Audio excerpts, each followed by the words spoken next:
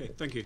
I'm by no means an expert, as many of you will know. I am a journalist, so I guess my brief was to try and synthesize debates and views on basically Chapter 4, which is achieving livelihood stability through agriculture and social protection. I think I was concentrating really on the agriculture bit.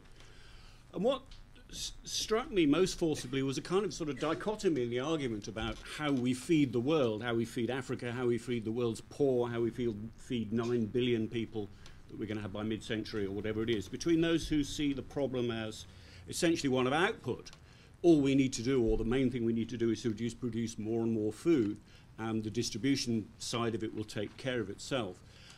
Those people who see it as essentially a livelihood issue and that you can increase the resilience of the poorest, especially rural communities, by looking at their livelihoods, looking at how they farm their small patches of land and concentrate on that, do research into that, provide support for smallholders, rather than, I suppose, the agribusiness model, the land grabbers model, if you like, of saying peasants and smallholders have had the land for too long, they're doing a lousy job with it, we need to take it off them and start doing food production properly.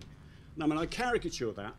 Obviously, that's a caricature, and most people will take bits of either side of an argument, but it nonetheless underpins a lot of the debates about feeding the world. You could see it, for instance, in recent reports from two of Britain's chief scientists. We have John Beddington's recent report on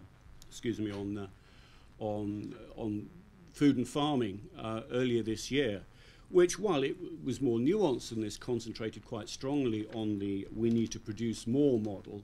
And you compare John Beddington as the chief scientist of the British government, compare that with Bob Watson, the chief scientist at DEFRA, whose report for a UN group on feeding the world and sustainable agriculture a couple of years ago concentrated on the livelihood aspect and basically thought that if you can provide a sensible development options for smallholders and their neighbours in rural communities, that will solve the problem. Again, of course, more nuanced, but you have a strong sense of two different views coming coincidentally now from two different chief scientists within Whitehall. So this goes quite deep. You could read Paul Collier's stuff from economist or ex-economist from the World Bank, taking very strongly the agribusiness line. But in a sense, the premise of this chapter, I suppose, was that we were looking at livelihood aspects. So we were looking at how to improve livelihoods of smallholders and whether smallholders can feed the world, feed their communities, feed Africa. And there's a lot of good news in there. That we start with just 4 bullet points. I won't go through them, but at the very top of the chapter, examples of success in providing practical solutions to help smallholders with their problems. And this is something which it's not surprising that smallholder agriculture has been in a rather poor way in recent years. There's been virtually no research done into their needs. Agricultural extension services across the world, and particularly in Africa, have been decimated. Systems for guaranteeing prices for their products have been dismantled in the name of, I guess, economic correctness.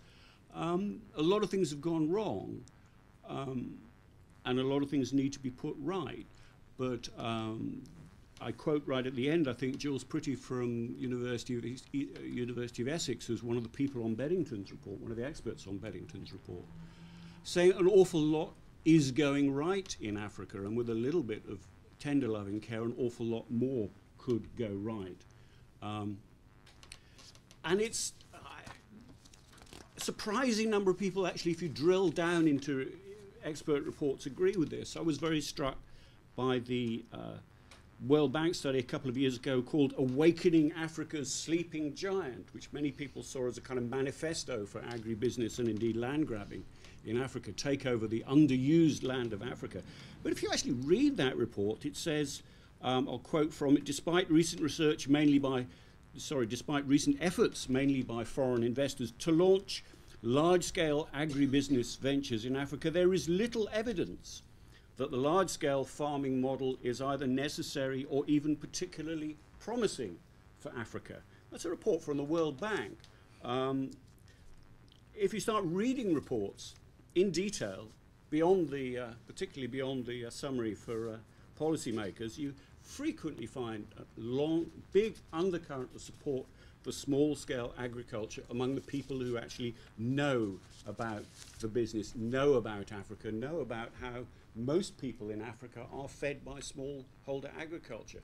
And that is going to carry on being the case. Indeed, most people around the world are fed by smallholder agriculture.